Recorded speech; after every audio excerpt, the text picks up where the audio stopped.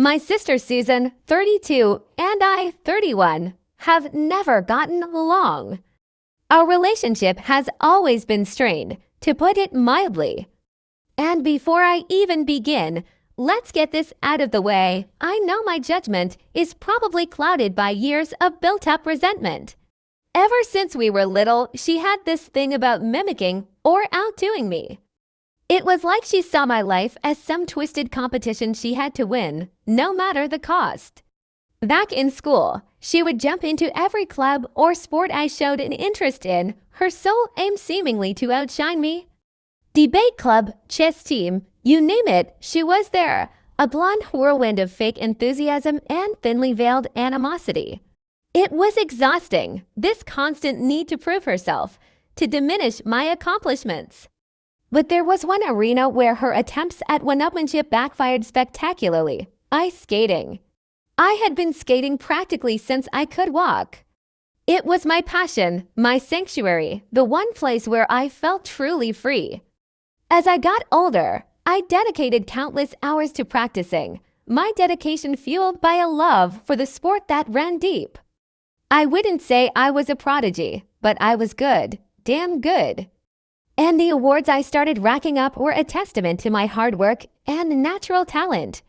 Enter Susan, stage left, my very own personal storm cloud of jealousy and resentment.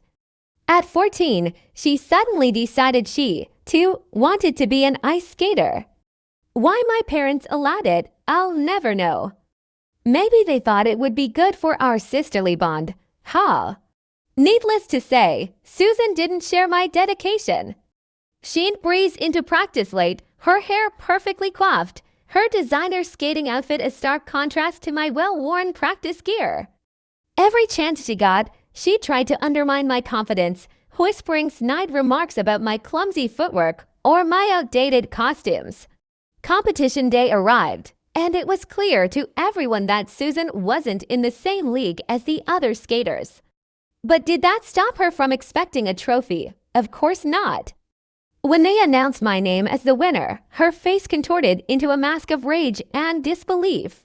She threw a full-blown tantrum right there on the ice, tears streaming down her face, her shrieks of outrage echoing through the stunned silence. Our parents, their faces burning with shame, had to practically drag her off the ice, her cries of "it's not fair" following them out the door. That night, as I clutched my trophy, the cold metal a comforting weight in my hands, I realized that Susan's behavior wasn't about the competition, about winning or losing. It was about her, about this deep-seated insecurity, this insatiable need to dim anyone else's light to make her own shine brighter. Years passed, and the pattern remained the same.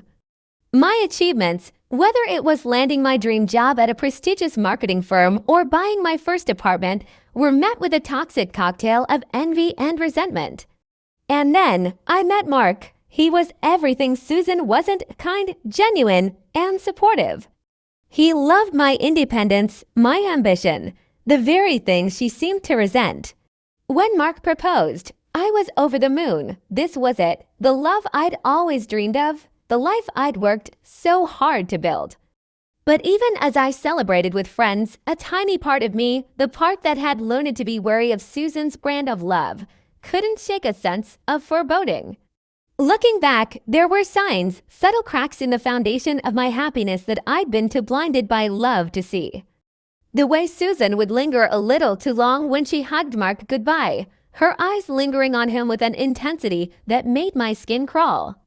The way she'd accidentally spill red wine on my wedding dress, a triumphant smirk playing on her lips as she dabbed at the stain with a napkin. But I brushed it off, telling myself I was being paranoid, that my history with Susan was clouding my judgment. After all, she couldn't, could she? The answer, delivered with the brutal efficiency of a text message, arrived as I lay in the hospital bed, my newborn son cradled in my arms, my heart overflowing with a love so profound it erased the pain of childbirth.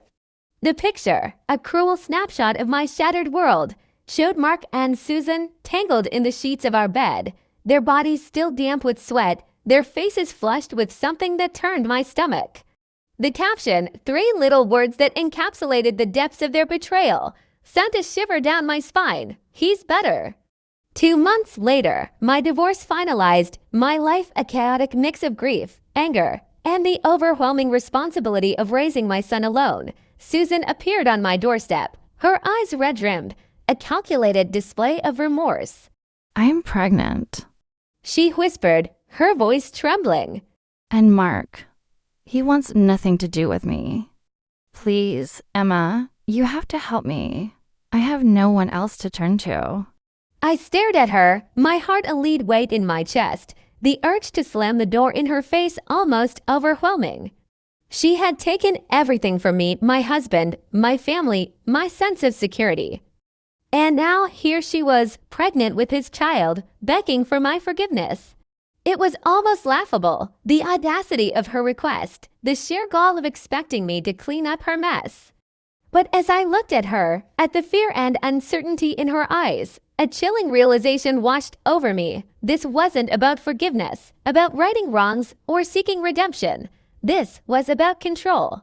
She craved my pain, my validation, my acknowledgement that, once again, she had won. Go home, Susan. I said, my voice devoid of emotion, the years of hurt and resentment hardening my resolve.